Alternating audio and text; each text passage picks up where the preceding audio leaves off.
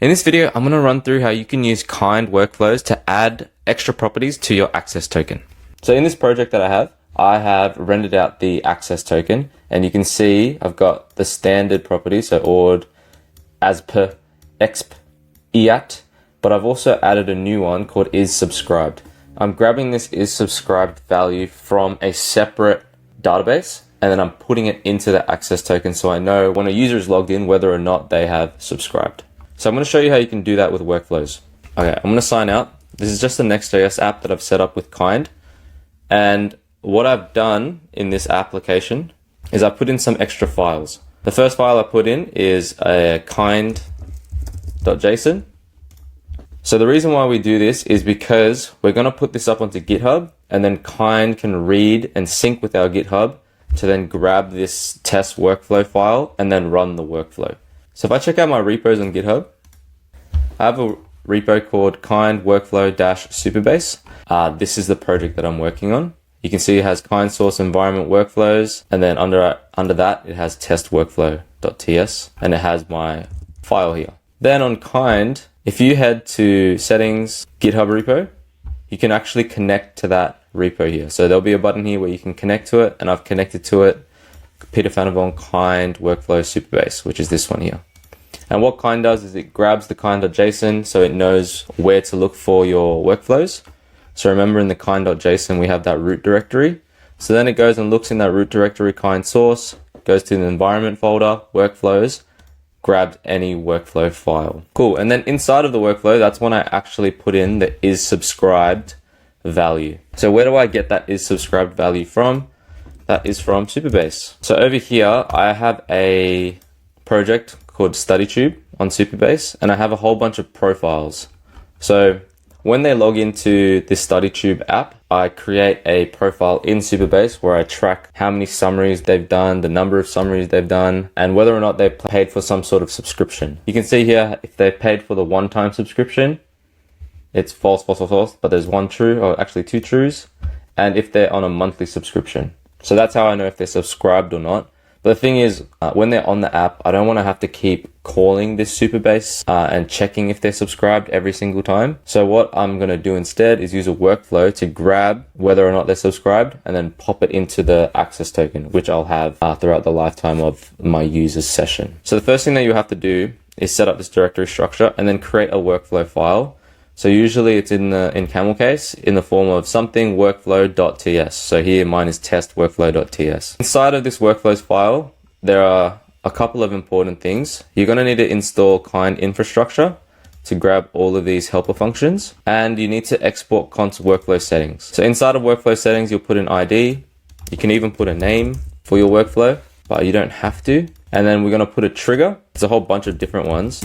So when a M2M token is generated, when a new password is provided or existing password is provided, but we're going to trigger this workflow every time a user token is generated because we're updating the user tokens basically. And then we have bindings. So these bindings allow a lot of these helper functions to work. So if we're going to use the access token, we should put this kind.access token binding. Localization is required.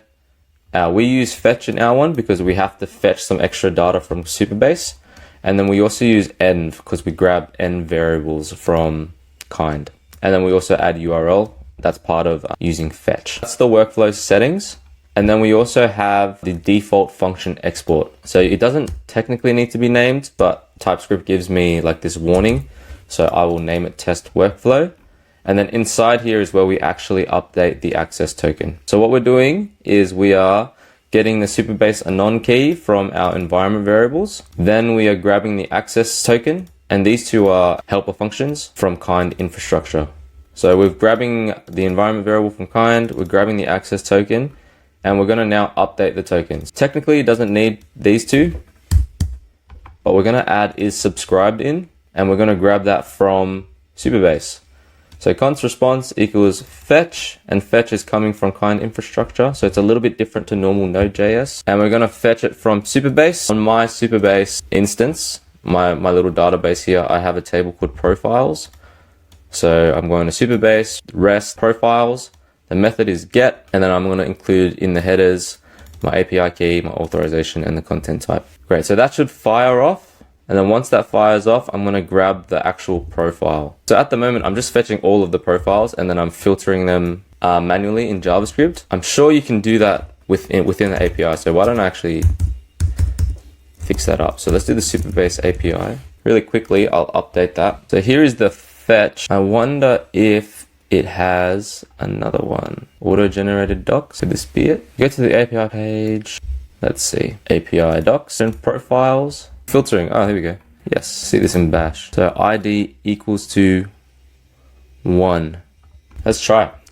So let's add the kind ID equals to event.context.user.id. I think that'll work. So that'll give me the response and then the response.data. So let's just console log that. So rather than adding this, we'll just ignore that for now.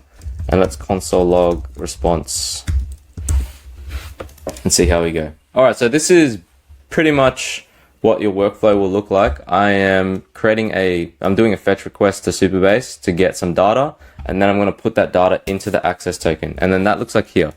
So before I was just doing access token.isSubscribed equals to profile is on a monthly subscription or paid one-time subscription. But now since I'm doing it again from scratch, so in order to see it in action, I'm gonna have to push it up. Let's do feat Supabase filtering. Sync the changes up to GitHub, but then you also have to sync it in kind. So you just click sync code here. You can see it has synchronized. And if you head back to workflows, this is fine. We can check the runtime logs. So currently the time is 12:12. I haven't had any runs with my workflow, and that's because I need to sign in or I need to generate a user token. So if I continue here, right, it sent me back, but notice it doesn't have any is subscribed. And that's because I removed this setting, the access token is subscribed. But I should be seeing a console log of this response. Now, if you check your code, it's not going to be there. It's not going to be in this terminal because this workflow is running somewhere else. So kind is sort of running it. So that's why we have these runtime logs. You can see at 12:12, we had a run. Let's click on it. And you can see it has run and it has logged out this info with the data of that person, that profile with the kind ID that matches. Yeah, it looks like this fetch URL actually worked with that query param with kind ID. I'm pretty happy with that. I'm just going to grab the data and then grab the first profile. Let's say const profile equals response.data 0. Great. And then I can say access token.isSubscribed is if I have that profile. All right, let's put that inside here. We'll give that a save and then we'll sync that. Is subscribed from Supabase. Up to GitHub, and I just need to sync that on client again. So I'm going to sync it here. Great. And let's test it out. So what I'm expecting is I'm going to have a new property inside my access token is subscribed. So I'll sign out here, sign in.